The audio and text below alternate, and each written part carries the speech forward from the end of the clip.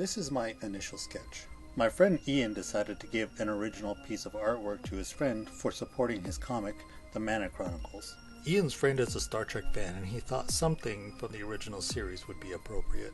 The idea was to include iconic objects from the original series like the phaser, the communicator, the dress, and the hairdo. I used a young Majel Barrett as reference for the hairstyle.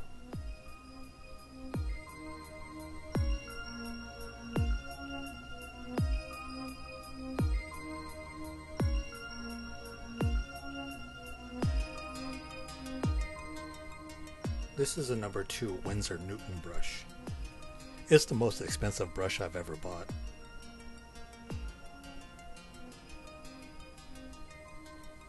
I've hardly used it and I thought this would be a good time to break it in.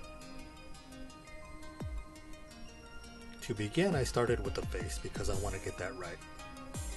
Mainly because people tend to focus on the face first.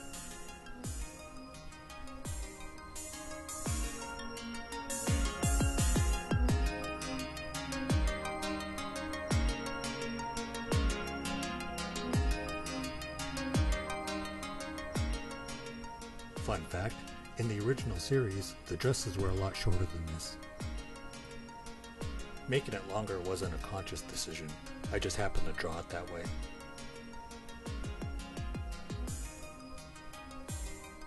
This Winsor Newton brush is pretty good, I just need to get used to it. I would normally use cheap Walmart brushes that come in a pack of 10.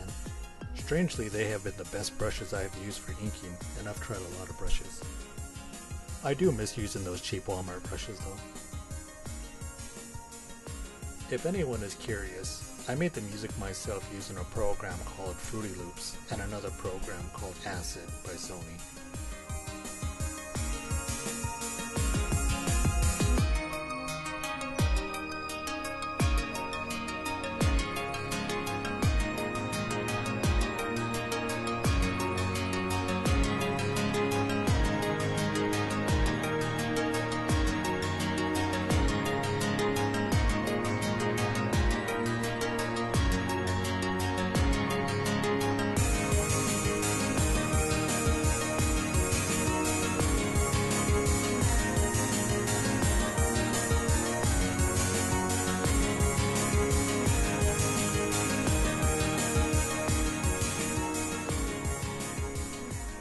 Inking the hands, I use the fine tip Crow quill pen by Speedball.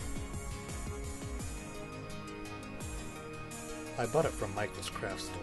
Hands have always been difficult to draw correctly, and for this I used my own hand for reference. My hands are very ladylike anyway. Hands and feet have always been difficult for me, so I tend to hide them somehow, either off the page or obscured by an object or effect.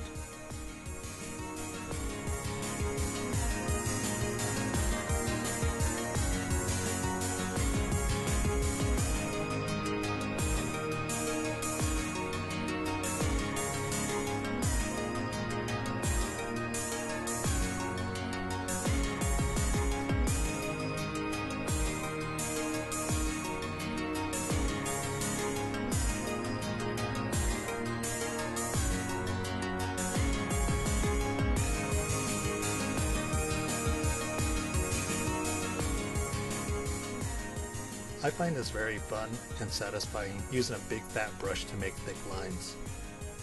This is a cheap number 12 Walmart brush. Even though the brush is thick, it can still make a pretty fine point. That comes in handy, going from a wide stroke to a thin point like on the boots here. That's called line weight, going from thick to thin and vice versa. Blotting in broad fat strokes is a lot of fun.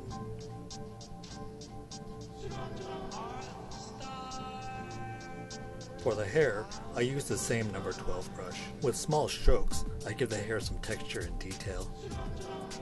I made a conscious decision not to put a halo around the hair.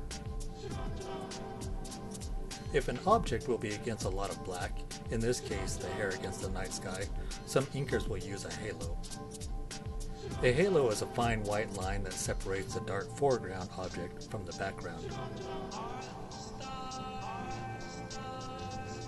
Personally, I find that annoying, and I try to avoid that whenever possible. Before fully inking the background, I will outline the hair. This will give the impression our subject is backlit.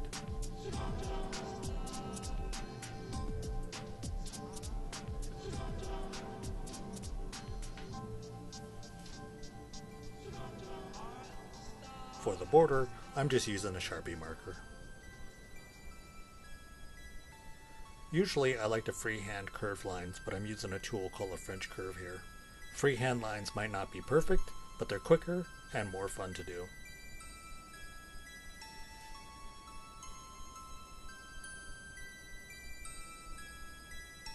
I'm not terribly worried about the shaky lines. I'll tighten those up when I paint the background. I'm horrible at lettering, as you can see, but to make it easier, I'm using a 01 micron marker. This is liquid masking fluid I bought from Walmart.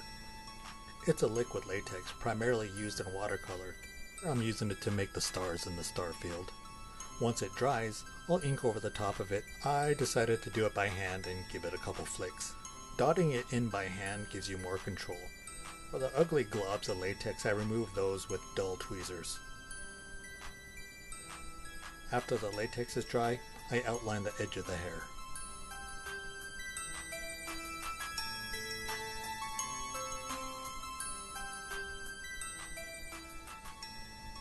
For outlining Vasquez rocks in the background, I'm using a number 4 Princeton round brush.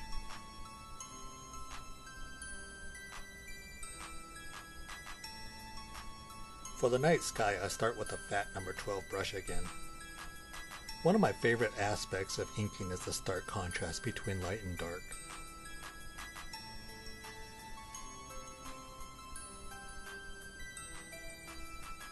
This next brush is called a filbert, and it has stiffer, coarser bristles, and is perfect for this feathering effect.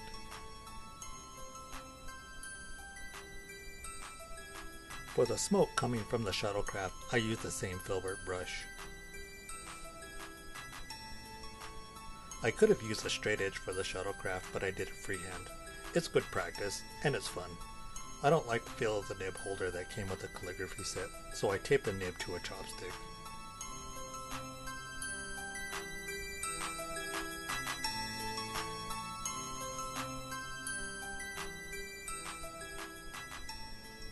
For the rubble, I'm using a Walmart brand number 6 brush. This is the brush I usually use for inking. This is just general shaping and detail. For the shadow, I use dry brushing for texture. The background is based on Vasquez rocks that was featured in the Star Trek episode Arena, where Captain Kirk fights a Gorn. Vasquez rocks is a famous location, and you can see it in a lot of other movies. After laying in the heavy blacks of the sky, I finished by tightening the inks around the Enterprise with a smaller brush.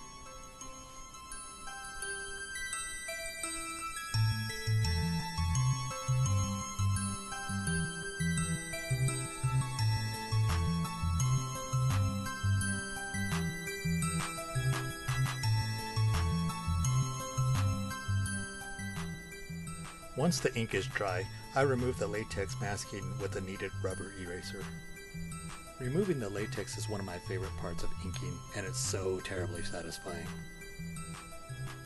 I had planned to use liquid latex from the beginning and not use whiteout. Professional inkers might use a toothbrush to create that effect with splattering.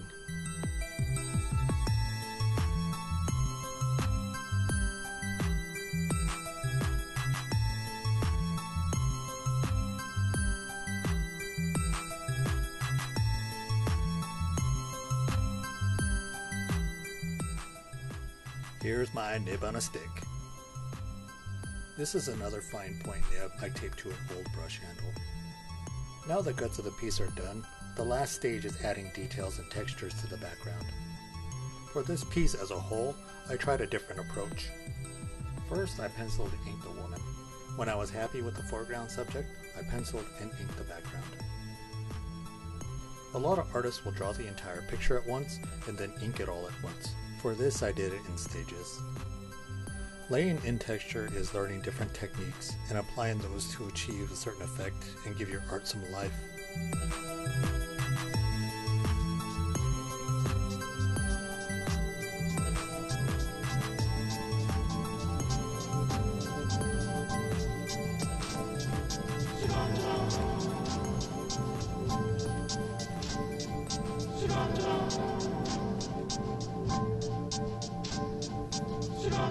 Signing my name is the only part of the piece that I use Pro White.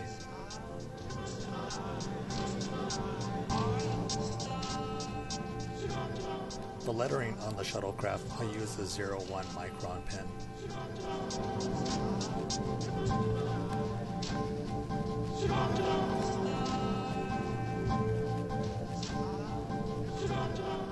Thank you for watching my video, and I hope you enjoyed the process as much as I did. Live long and something or other.